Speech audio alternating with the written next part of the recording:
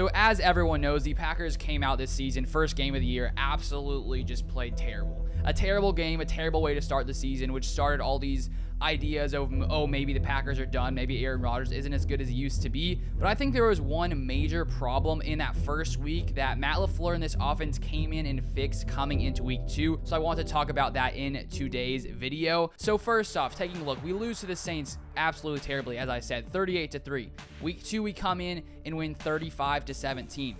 And so the biggest issue that I think was fixed coming into this week 2 game was using Aaron Jones. So week 1, we take a look at his stats. He only had 5 carries for 9 yards. Not good at all. Week 2, last week, rushing 17 carries for 67 yards and 1 touchdown. So he basically tripled his usage when it came to the run.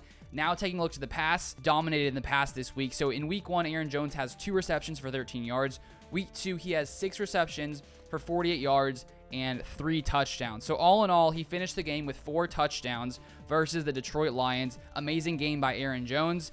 And if we take a look at his total touches in week 1, he only had 7 total touches. We take a look at his total touches in week 2, he has 23 total touches. So Matt LaFleur, after that week 1 game, was talking about how the Packers needed to get the running game going because the Saints defense was using lots of, too high safeties. They had a light box. And because the Packers weren't able to run the ball, Aaron Rodgers had basically nowhere to throw, and that's one of the reasons the Packers completely laid an egg coming into week 1 of the NFL season. Then, of course, coming into week 2, the game was a little bit closer in the first half. The Packers figured it out a lot in the second half, and they were able to rely on the run. They were able to get yards on the run, and they were able to find ways to get Aaron Jones the ball. Because there are lots of little plays where Aaron Jones was flying across, Aaron Rodgers just tosses a little small pass to him, basically a handoff, and Aaron Jones just gets going.